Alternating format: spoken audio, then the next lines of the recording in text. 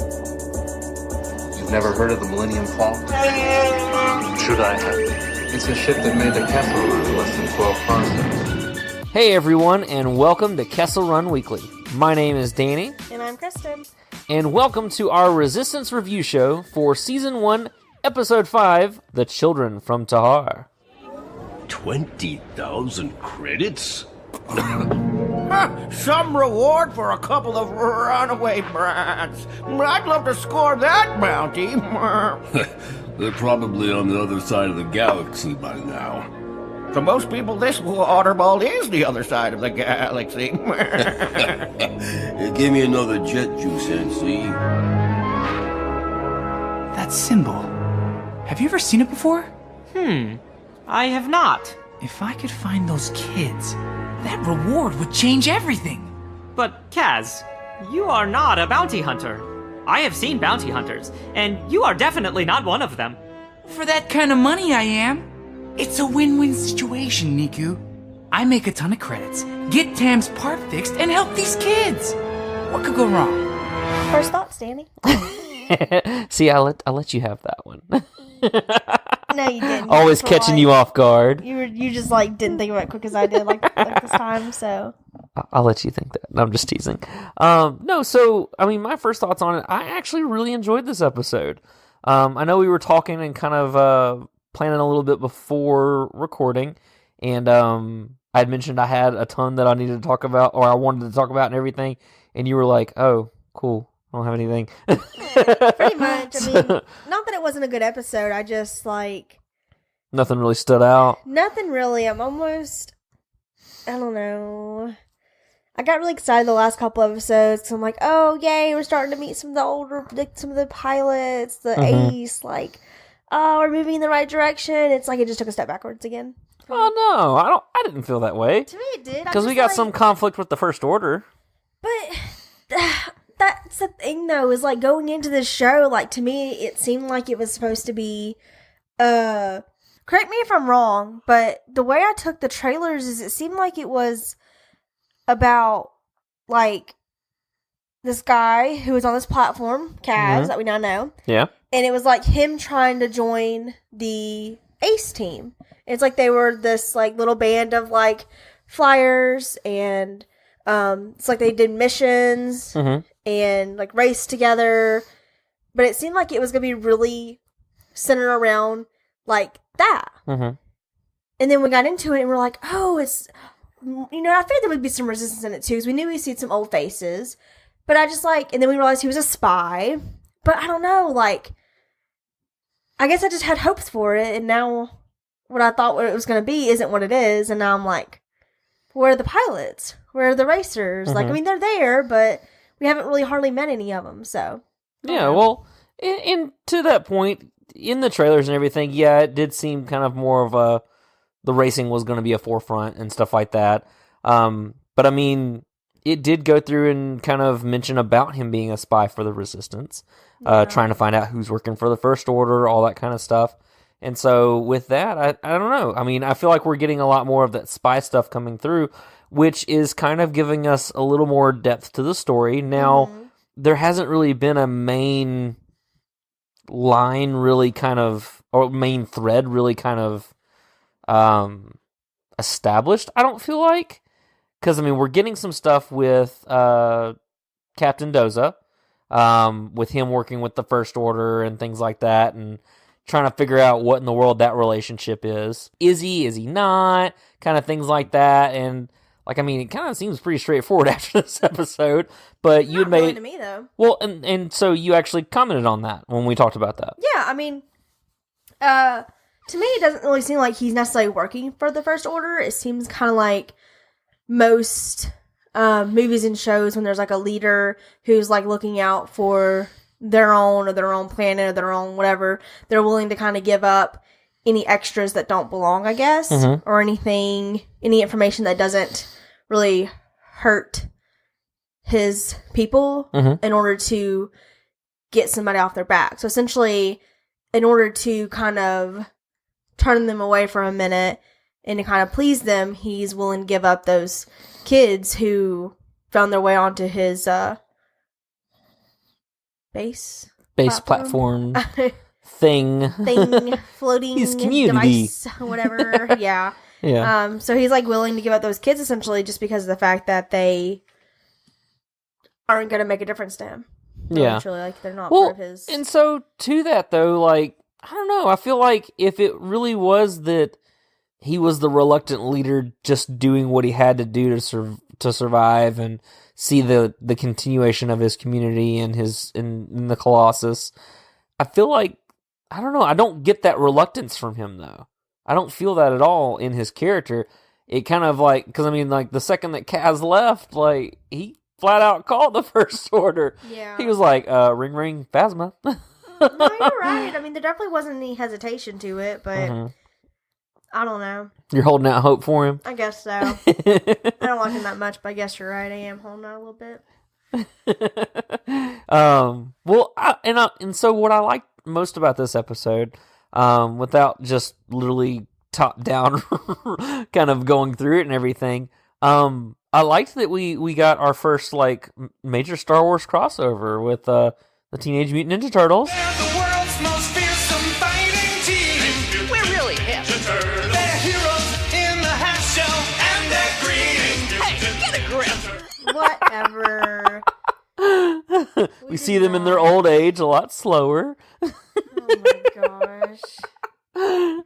No, so Neeku reveals that he's got some friends on the inside, and the very belly of the Colossus, the Engineers, professionally called, or the Shell Folk. Yes, which, to your guess, if you have not seen this episode yet, they are turtles. They are a turtle folk. Yes, they are, which is pretty funny because I feel like, and correct me if I'm wrong, but I feel like this is I mean, other than like humans, I guess, I feel like this is the first like animal we've seen that's really similar to like real animals. Yeah. Everything else looks pretty spacey or out there, but these were like legit turtles. So, I mean, yeah, I would agree with that. Because, I mean, yeah, your little turtle folk, they're the super fast people. Which is funny because, like, Neeku's like, he's like, they've got eyes and ears everywhere. And, like, Kaz is like, how? Like, that doesn't make sense. Right. Because they're probably everywhere. Really, truly, they're little turtles. And I think it's really funny. I don't know if turtles can actually do this. This is something that was just kind of made up for this show.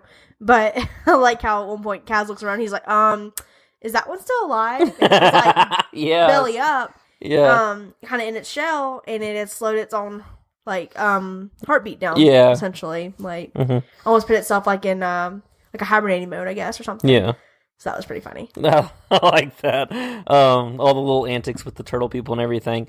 But I mean, they come into play later in the episode too, because I mean, the general premise of this is that there's a bounty out for these two kids. Yes. From this planet called Tehar that we've never heard of before. We have not. And it's even mentioned that it must be one of those outer rim. Yeah. It's never said that it is. Right. Oh, no, not Outer Rim. Unknown regions. Oh, unknown. Yeah. I'm sorry. But it never actually says it's in the unknown regions. It's just, oh, well, it must be. Right. I've never heard of it. Right. So yeah. Which the impression that you get is, because like all throughout this episode, it's brought on that Kaz is, I mean, he's broke. He's like $1 short of being homeless, basically. I mean, pretty much. And he's really good at messing stuff up still. Oh my gosh, yes. Yes, and Tam gives her full rage to him. Yes, I felt that rage, but the last time we were getting really like that and chunking something, I hit the person I meant to hit, so. I mean, she got one good hit on at the end, but like she threw a lot of stuff at him. Talking about my sister. Yeah, I've seen some of those fights. Yeah. I feel like Tam is your spirit animal. The more and more I see Tam, the more I'm like, that's Kristen. Maybe. But yeah, so yeah, Kaz gets the full brunt of Tam's rage, but he breaks some inhibitor converter thing that she has and everything, and now he's like, oh, I'll pay for it, and then can't even afford a glass of water. Right, like goes to... He gets 2 sips, and Andy Z's like, nope, that's all you can afford. Right. Like, dang! Pretty much. Andy Z's savage. Yeah, she is. She really is.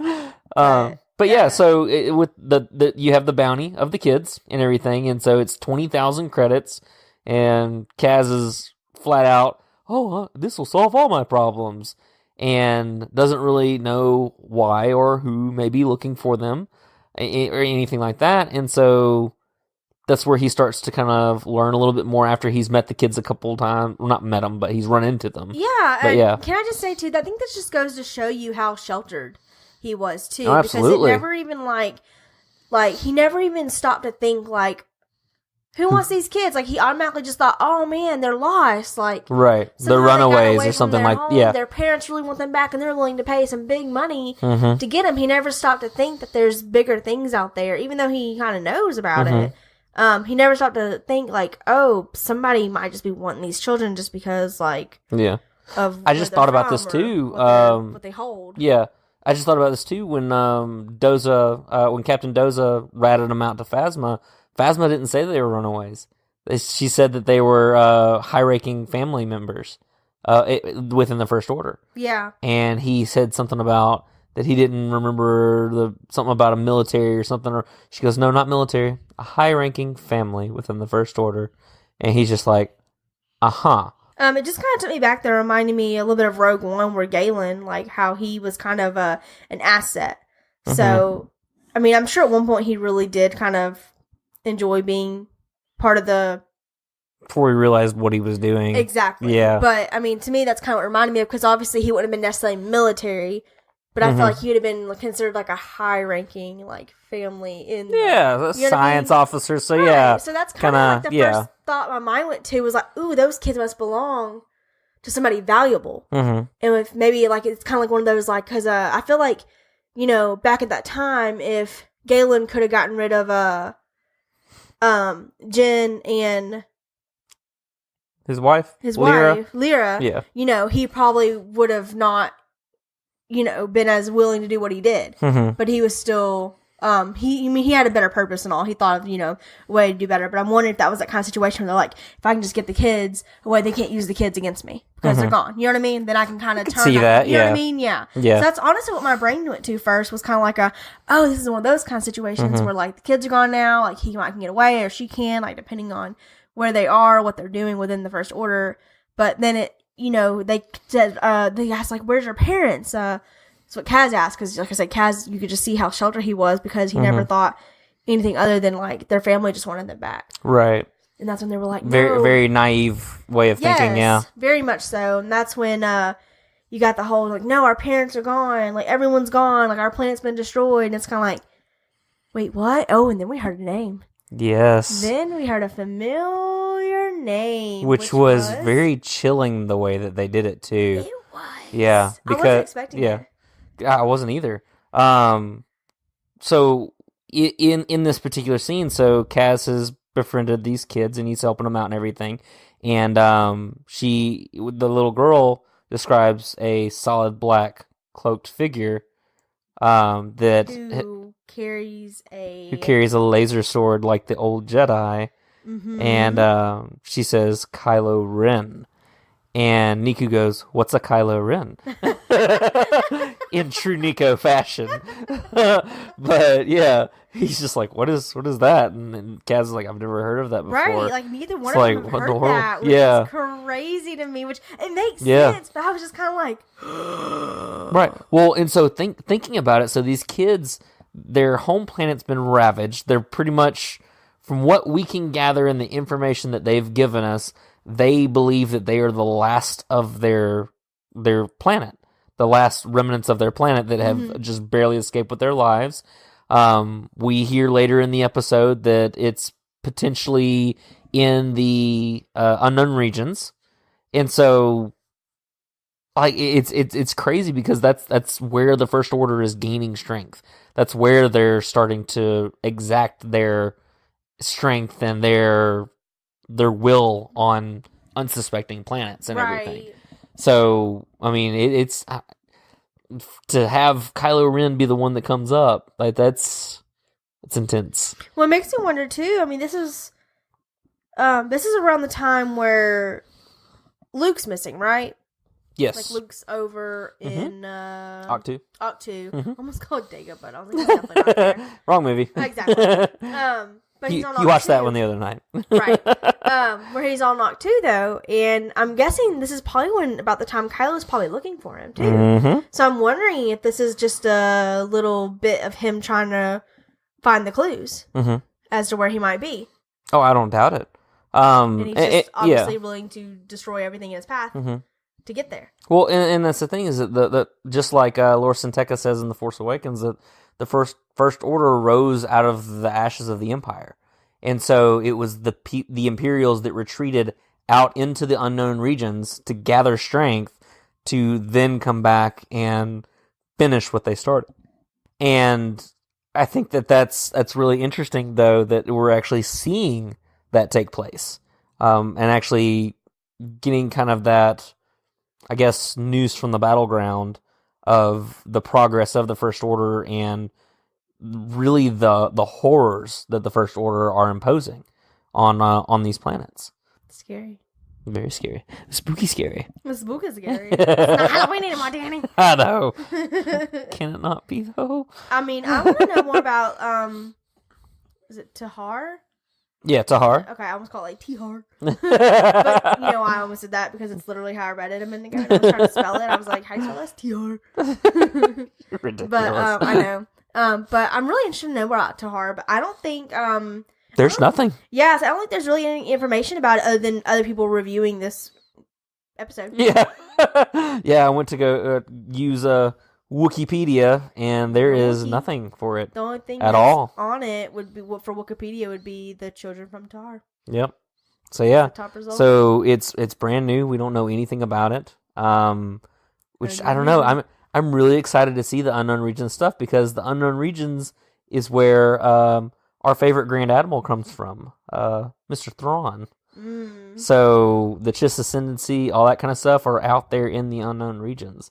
And if we are bringing more Star Wars to that and making the Unknown Regions less unknown, I think that's huge for the story. I think that's I think what I was most excited about in this episode is that it's not just this single galaxy far, far away anymore. Right. There's way more to it. There is. There definitely is, and I'm pretty excited about that. Like I said, I'm not like disappointed in the direction that this show's heading. I just You had an expectation. I was about to say, I became that Star Wars fan, had expectation.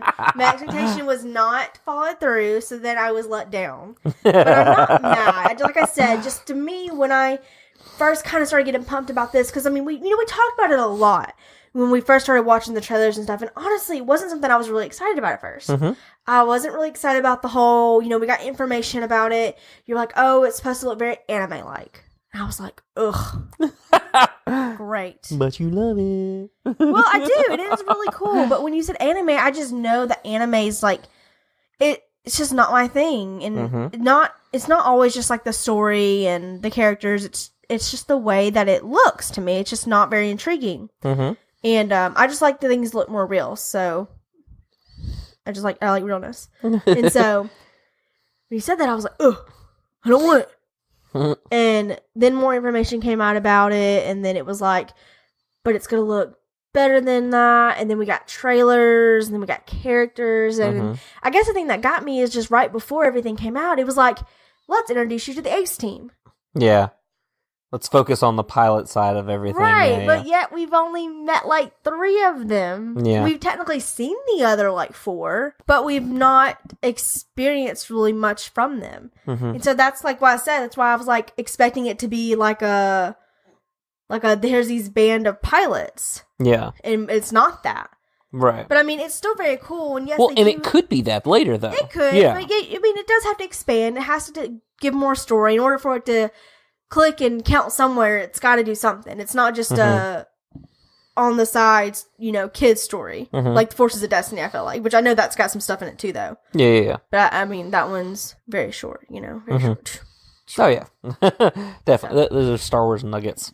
Exactly. So I mean, this is definitely got to go somewhere. Yeah. So far we have Phasma, our favorite Chrome Dome.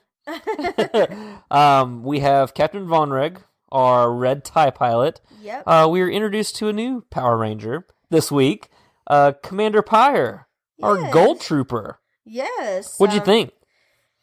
Kind of cool, honestly. I mean, I like gold a lot, can't lie. So I thought it was pretty neat. Yeah. Nothing special about it, though. There was nothing really stood out. He has that same little, like, side thing, but I think that's something that all, The pauldron, yeah. But I think that's something like, what, captains or something have? Commanders. Commanders, Yeah. yeah. So, I mean, it's just a ranking thing. It's not really like a, Yeah. this is my outfit, this is how I like it. So, I mean, I don't know. It was nothing special, but it was cool. Yeah. It was something different, because most of the time we see anyone in, like, a stormtrooper kind of gear, it's white. Yeah. So. I'm wondering the purpose of it, though. Because now we've got two different color three different color variations. I mean, I feel like you can't keep doing silver. You might get confused. And somebody claimed red. So yeah.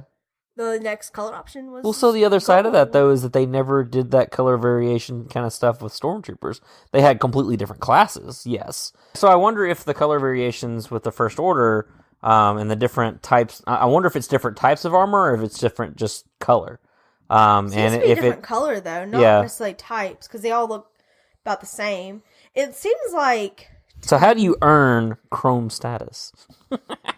I don't know. I mean, to me, it seems like it's an easier way than trying to make up new armor every time. I mean, they're on a budget, man.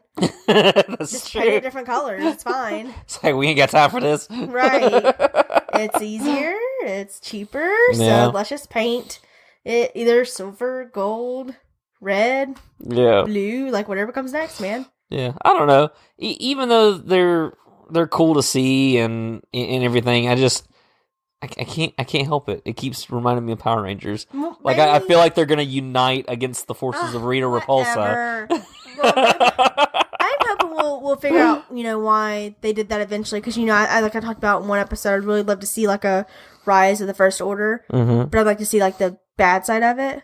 Like, the First Order side of it. Mm-hmm. And kind of, like, what brought it and what caused it. And, you know what I mean? Just kind of, like, how it kept rising. Yeah. Thriving. How it gained momentum and started growing. Right. And then in that, I feel like we might learn about the different people who rise to the ranks and why they have the colors they have and the armor they have and stuff like that. Like, I'd kind of like know more about Phasma, which she may have comics that kind of give her a bit more backstory, but I don't think we know much about her. Yeah, I mean, in the Phasma book, we do get her origin. I don't remember the name of the planet that she's from. If I remember correctly, Phasma came from a warrior culture and basically ratted out her entire tribe or family or whatever it was in order to survive and leave with the First Order. And so, like, she's just one of those that I'm going to survive and I'm going to live no matter who dies, even if they're people close to me. Her armor is actually a Nubian ship hull. So if you remember that from episode 1, that's Padme's style ship. And so she's literally wearing a ship hull as her armor, which is why it deflects blaster fire and things like that, whereas the others don't.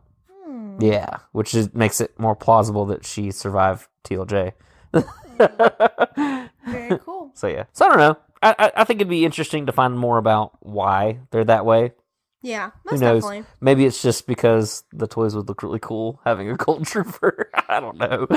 It would, but we totally got really off topic there. Yeah. Back to our Resistance review. So, essentially, it ends with First Order swooping in, trying to come get them. Like you said, they reveal Kylo Ren's the one that destroyed their planet. Crazy. And then they kind of pull off this stunt where it looks like the kids fall into the water. Yes. As the troopers are coming after them. And the little turtles help them. And turtles are actually the ones that fall in the water, which is really funny. Yeah. Because they're like, scared for life. And he's like, okay, I see it. And he's like, it's slowing down, showing that like they're dying because it's like, really cold water. Yeah. So they just assume that they're dead. And then Phasma calls them. And he confirms that the kids are no more. Turns out they're fine. Right. Turtles helped him out. Come on, Pyre. That's your first strike. Right. Do your job. Should jump in the water too. Right. But it was good though, and I think it's gonna be cool, kind of having a couple new characters. I'm sure they won't be there like 24/7 throughout the next few episodes, but I'm sure I kind of hope we get a little bit from. Maybe they can kind of give us a bit more background as to where they're from or why Kylo was there. You know what I mean? Maybe they know a little bit more than they gave this episode. That they could be our insight into more about the First Order. Yeah. So that could be really cool to see. I did like at the end. So after Kaz has had his full day of spying and gathering intel on the First Order and all that kind of stuff, he goes to report to the Resistance, and it's none other than Alloasti, which he is in Force Awakens and The Last Jedi as well. So, which is really cool. He's like Poe's kind of friend and stuff. So yeah, so I thought that was cool. And then he mentions that he's taking all the spy calls while Poe is out on a mission. Which I wonder what Poe is doing. I think he's looking for Lor San Tekka. Yeah.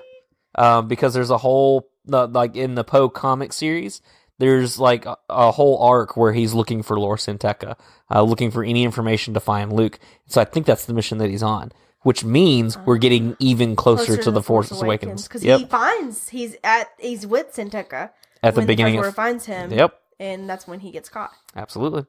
So yeah, so we're getting closer and closer. Yeah, which is really cool. But yeah, I just thought that was really neat that Alloasti made his animated debut. Yes. That was cool. And then they dropped Organa's name again, Leia. Yep. Saying that she would really like to know that information about Kylo Ren. So I think that's really cool, and I want more. Yes. I want to know what's going on outside of this little place, though. Like, I just want to know. I feel like if they gave you just like 4 hours of the story just straight, you'd be like, you know what? I'm good now. I mean, for real. That's why there always can be more Star Wars, because there's so many holes. They always leaving you wanting more. They do. So overall, with this episode, I mean, I really enjoyed it. I thought it was exciting. It had some fun moments. It had some really cool canon story moments to kind of expand the universe and stuff. And so I'm really excited because now we're halfway through the series. So 10 episode season. And so episode 5. So I'm really excited about it and see what's coming up next week. Yep. What are your final thoughts on it? Yeah, it was a good episode. I liked it. I'm just ready to get more story in there and tie it into Force Awakens and kind of see what happens leading up to that. So, but I'm excited. Was there anything else you wanted to add before we close out? No, I think I'm good. Alrighty. Well, thank you everyone for listening or watching another episode of Kessel Run Weekly. If you enjoyed this episode, please make sure you go and review us on Apple Podcast. If you leave us a 5-star review, we will read it on a future episode. You can also find us on social media. We're on Instagram, Facebook, and Twitter at Kessel Run Weekly, and on our website, KesselRunWeekly.com. Also, we have a little comment box on our website. So if you have any comments or show ideas, or if you just want to be like, we love you. No, I'm just kidding. I guess just whatever. Love me. Right. Just anything. I don't know. I can't really think too much about it right now, but just talk to us. Just let us know if there's anything you want us to talk about, or we crave human interaction. We do so much. I am Robot Kristen. I'm just kidding. We don't serve your kind here. But yeah, just leave us any kind of leave us your thoughts. And until next time, my name is Danny. And I'm Kristen. And may the Force be with you. Always.